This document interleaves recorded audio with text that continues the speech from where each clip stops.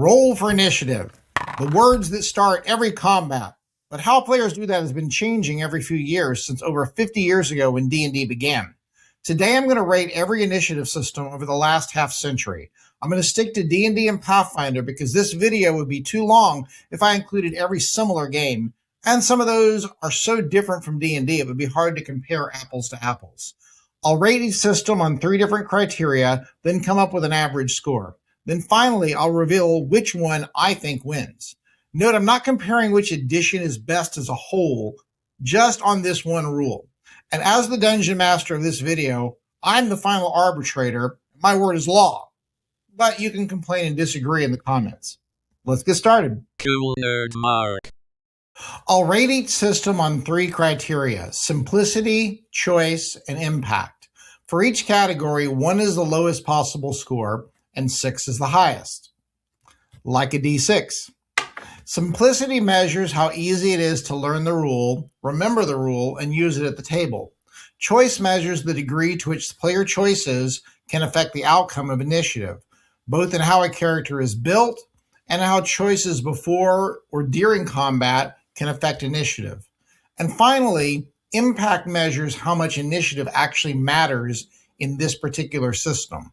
Or in other words, how is having this rule any better than just going clockwise around the table? In fact, I'm going to include going clockwise as a control. Then we'll go with a total. I'm a teacher and I wanted to do something different than the typical S to F tier ranking. I wanted to use multiple criteria and give each initiative system a total grade. Quick disclaimer, I've played most but not all of these systems. I did reread all of the books, and if I didn't own them, I purchased a PDF and read the sections on initiative and surprise. You won't find the word initiative printed in any of the 3 original booklets that made up the original edition of Dungeons & Dragons. There is a mention of how to determine surprise in the 3rd book about dungeon exploration, but there isn't a rule on how to decide who goes first, because these books assumed that you owned a copy of the chainmail miniature wargame rules. So I bought that one too, at least the PDF of it. Chainmail begins on the first page by describing a simple combat order for mass battles, and it kind of looks like a coin toss in football. Both sides roll, and the higher rolling side can elect to go first, or they can delay and go second. Sounds simple. Hold on a minute. Later in the book, it talks about how to resolve one-on-one or man-to-man combats. This is where it gets complicated. You still roll for turn order for each side, then you do range combat first using those rules with the group that ruled highest going first. Then you do melee and pretty much ignore your initial roll for who goes first. Order in melee is determined by the size of your weapon, where you were standing, and surprise can also affect that. Generally, though, the person who decides to start the fight goes first, unless the defender has a much longer weapon or has the higher ground. If both sides survive the first round, the order continues unless the defender is once again on higher ground or this time has a much smaller weapon. Then the person with the smaller weapon actually goes first, starting with round 2. There are 12 weapon classes from 1, which is a dagger, to 12, which is a pike. A lower weapon class means a smaller weapon, and starting with round 2, that person gets to go first, if the weapon is at least 2 classes lower than the opponent. Confused yet? Get this. If the weapon is 4 classes lower, you get to attack twice against the opponent with a larger weapon.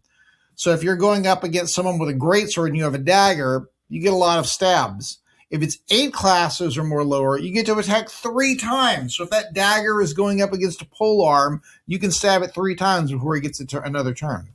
And don't get me started with other rules that are thrown in there with mounted combat, parry rules, other complexities. There's a lot going on with this initiative system. It really focused on realism and not so much on making it quick and easy to resolve.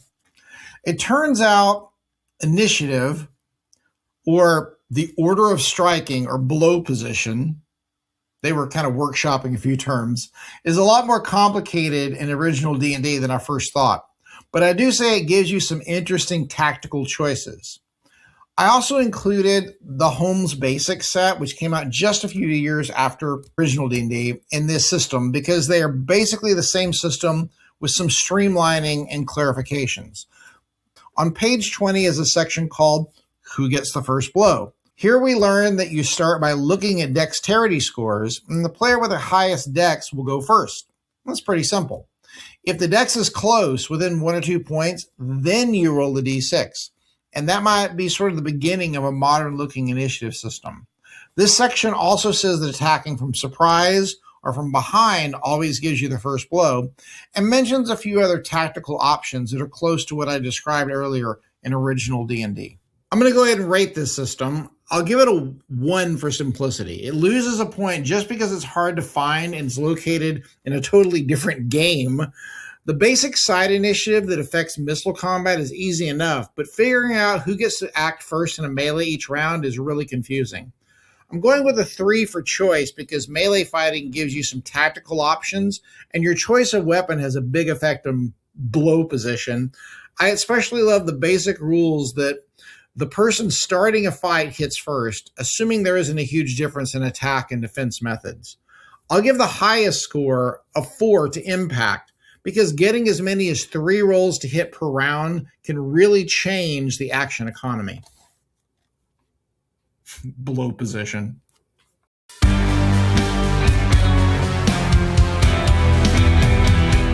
The next system is the 1981 Basic Rules, sometimes called BX, and by now, Advanced Dungeons & Dragons has been out for a few years.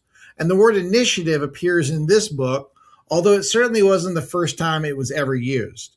The basic rule is that the DM and one of the players rolls a d6. The highest roll goes first that round, and if there's a tie, both actions happen simultaneously. Initiative is re-rolled every round. Also, before the first round starts, both sides roll for surprise. On a 1 or 2, that side is surprised, and it's possible for both sides to be surprised, in which case nothing actually happens except a little bit of confusion. If neither side is surprised, then initiative gets rolled. An optional rule called pair combat allows the DM to roll initiative for individual monsters, and the characters to each roll their own initiative. In that case, dex modifiers for PCs apply, and the GM can give a mod to any monster that is really fast. Either way, there is a structure to a round: initiative, morale, movement, missile fire, spells, melee, and then you repeat that until one side runs, dies, or surrenders. The edition I started playing was released only 2 years after BX, and that is the D&D Red Box, or BECMI edition. It has the same initiative rules as BX. Later in 1991, TSR compiled all the various BECMI rule books into a hardcover called the Rules Cyclopedia and added a couple of extra pages to that book. The initiative system remained unchanged, although they renamed paired combat as individual initiative and called regular initiative group initiative, which was much less confusing. This system is easy to understand and run. It does lose a few points because of simultaneous initiative being a bit complicated, and also any system where you roll new initiative every round is going to slow things down a bit. When we played this back in the 80s, we would often just re-roll if we got simultaneous initiative, and I bet some of you did too. Unfortunately, this system fails on choice. Unless you're using individual initiative rules, your character build doesn't really matter. If you're really concerned with going first, be an archer because you will always go before everyone else. The only reason this even gets a point is surprise. While not strictly part of initiative, it can be crucial. So I remember there was a lot of scouting ahead, listening at doors, etc., because surprise gets your whole side an entire turn at the start of combat with no chance of any meaningful counterattack. That's huge. And that's why I'm giving impact a reluctant 3, which would be downgraded to a 2 if you were using individual initiative.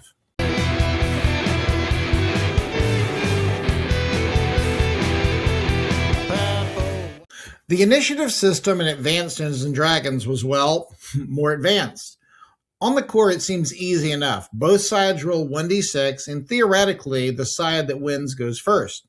But then it gets specific. A combat round in AD&D was a full minute, divided into 10 segments of 6 seconds each. Each character action takes a certain number of segments to complete. For a weapon, this is called speed factor, a number that can be as low as 2 for a dagger and up to 13 for some polearms. Spellcasting takes a certain number of segments depending on the spell. So if the party rolls a 2 and the monsters roll a 4, the monster may still go first if the fighter is using a big two-handed sword with a speed factor of 7. AD&D doesn't really have a set rule for determining speed factor for monsters using natural attacks or supernatural abilities. That was something the DM had to rule on. A lot of DMs ignored weapon speeds and fell back on something a lot more like the D&D basic rules, where the die determines who goes first. And some did use it, but also modified speed factor using the dexterity reaction adjustment. Like original D&D, a large difference in speed factor can equal extra attacks. A difference of 5 gives the lower number an extra attack. A difference of 10 or more gives a lower number 2 extra attacks. Furthermore, ranged attacks have a fire rate, meaning you can get off 2 arrows in a round or 3 darts. At higher levels, fighters can also get additional attacks, getting an extra attack every other round or every round at really high levels. While the core of rolling side initiative is simple enough, modifying it by spellcasting times and weapon speeds adds a lot to the complexity of this system. And with GMs having to determine on the fly the speed of monster attacks, I'm going to give this system a 2 for simplicity. The system does allow for a lot of choice because a fighter may choose to draw a faster weapon if attacking something like a giant spider with its save or die poison bite. And as far as impact goes, since you're rolling that d6 for group initiative every round and potentially getting multiple attacks, even at early levels depending on your weapon's speed factor or fire rate, I'd give impact a solid 5.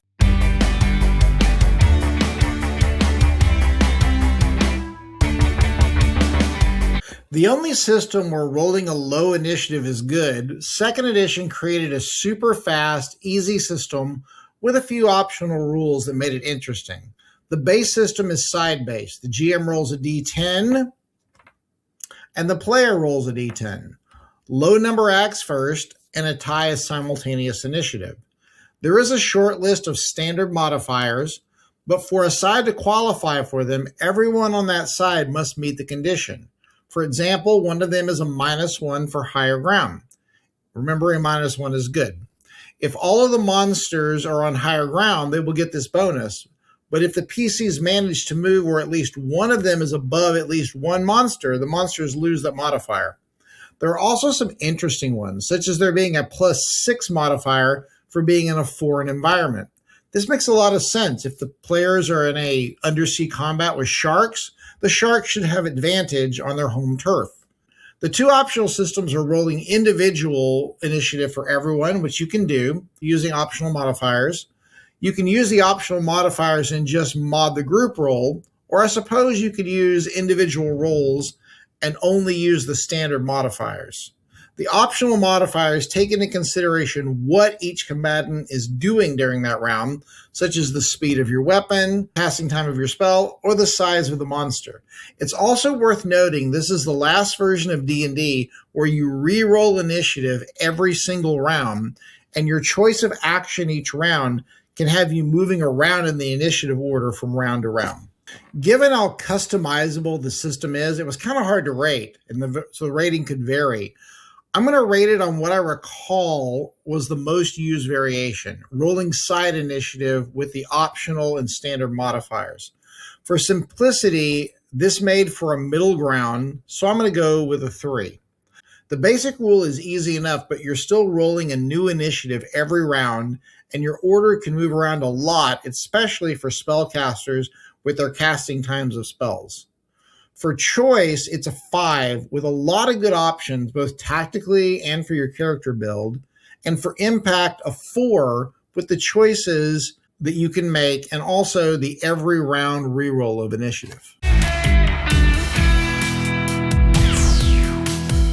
Third edition D&D and later 3.5, and I'm also going to include here first edition Pathfinder, turned the gaming world upside down.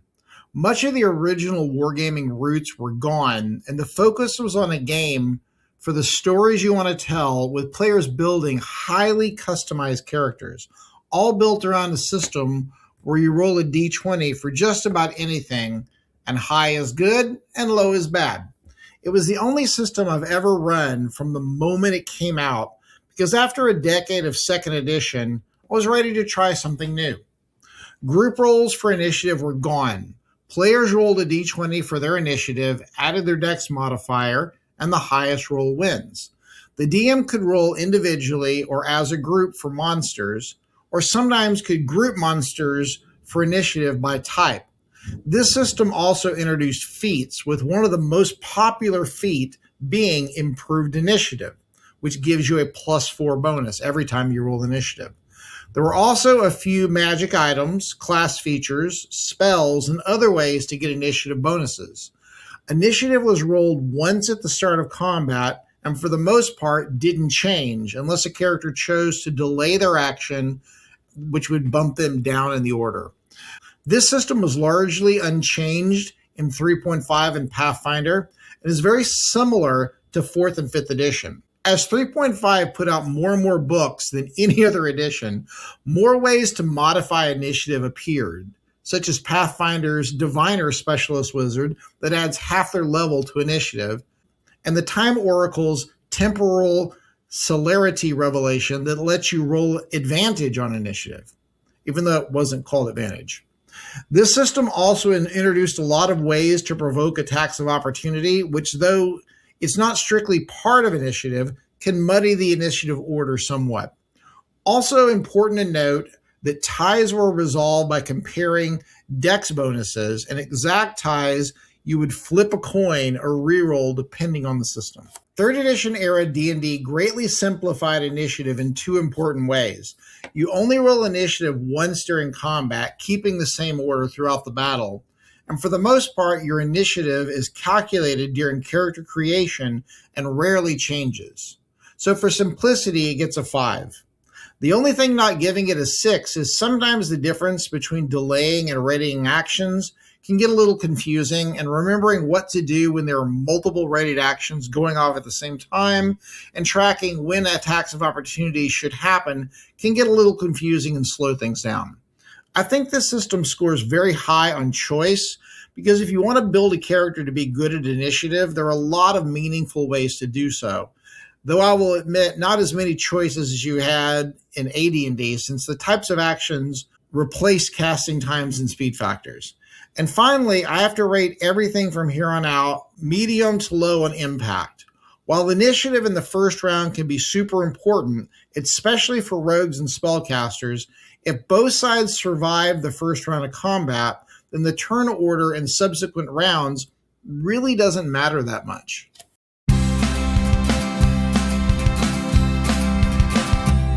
All right, I'll admit I never really played 4th edition, but I'm going to talk about it because I did a deep dive and I read about it. Sorry, if you know more about it, let me know in the comments. 4E's initiative system is built off 3rd editions, but like so many things in 4th edition, it pushed the power level up. Most importantly, in addition to adding dex and potentially feats to your roll, you add half your level. Since 4E characters topped off at 30th level, you could, with a good dex, feats, and some class powers, get initiative rolls that are up to 40 or even 50 on some combats. I also like that it introduces some flavorful options, such as Group Insight, which grants the allies of a half-elf a +1 in initiative when they begin combat within 10 squares of them. In fact, just doing a search of the 4th edition Player's Handbook PDF gave me 68 times the word initiative appears in the Player's Handbook, in rules, spells, magic items, class features, and feats. Since 4th edition is so similar to 3rd edition in its basic mechanic for initiative, I'll give it the same score on simplicity. I'm going to bump up the score for choice by 1, because it has even more options for building a character to be good at initiative. And with initiative scaling up with level, I think it will have a slightly larger impact than initiative in 3rd edition, though it still suffers from the problem where most of its impact is felt in the first round since you're not re-rolling initiative every round like you did in the TSR editions prior to the year 2000. I have to admit, I feel kind of strange giving 4th edition a win over 3rd edition, but 4E, you earned that grade for initiative.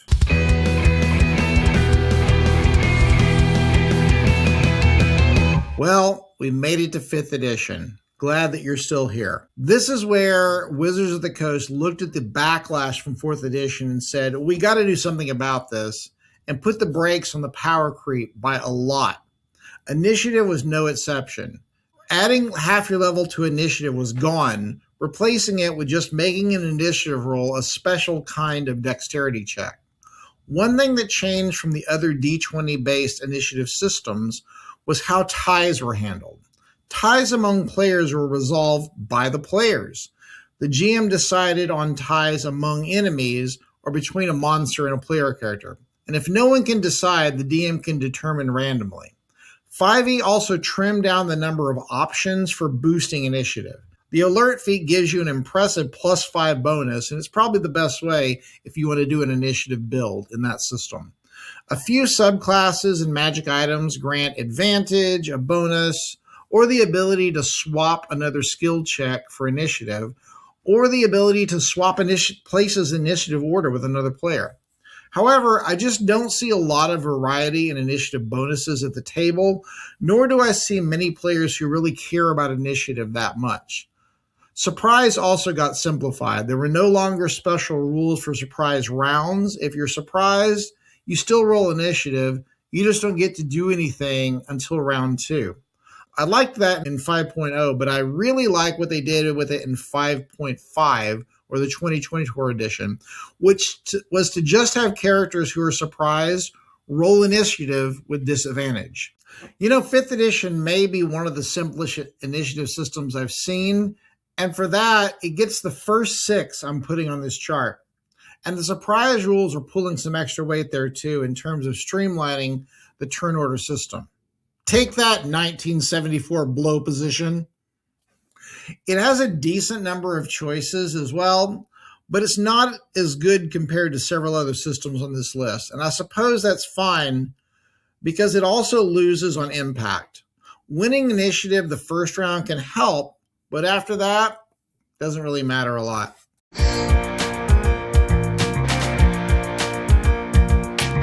Pathfinder 2nd edition is not my first choice of systems to play, but it did do some innovative things with initiative. The first thing they did was make perception the default for initiative checks instead of dexterity. Finally, clerics are good at initiative. But they also gave the GM the option to rule that a different skill used during exploration mode, such as survival, stealth, or even arcana, could stand in for initiative if the circumstances warranted it. And unlike 4E, you don't have to spend a feat to be able to do that. It's more of a ruling than a rule.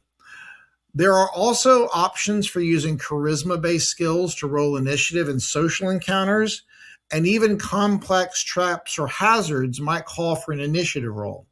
Also, dying changes your initiative order to directly before the creature that dropped you. There are also a few build options for initiative in PF2, but not nearly as many as in other editions, including PF1. And finally, every time I've played or run PF2, a lot of time gets wasted at the start of every combat with players talking to the GM about what skill they want to use for initiative and whether it'll work or not. The basic system for initiative in Pathfinder 2nd edition is fine, but the amount of ways to roll initiative can bog down the game and cause some analysis paralysis with some players. There are also changes that can happen in the initiative order due to the dying condition and delay action that can be confusing. So for simplicity, I'm dropping this one down to a 4, but I'm giving a big old 6 to choice. There are so many options that you have during exploration mode, and there are some options in how you build your character as well. Since the system has a robust and codified system for delaying and readying actions, and initiative order can change due to characters going unconscious, I'd say the impact of initiative is also pretty strong. And the winners are, for simplicity, 5th edition, with 3rd and 4th edition following close behind. Choice, a tie between AD&D 2nd edition and 4th edition. Impact, AD&D 1st edition with 1974 and 2nd edition as runners-up. Overall best initiative system just by the numbers, Pathfinder 2nd edition. But my personal favorite as a player, Pathfinder 1st edition. My favorite as a GM, let's be honest, going clockwise. This game has changed a lot over the 40 years I've played it and the 50 plus years it's been around. No matter what version, though, I've always loved the words roll for initiative. Next month, I'll be running some 1974 D&D, and I've not decided if I want to say roll for blow position or roll for the order of striking, so I'll have to think about that one, and maybe you can let me know what you think. If you like hearing about more old school topics, GM advice, or nerdy music, please like this video and subscribe for more cool Nerd Mark content.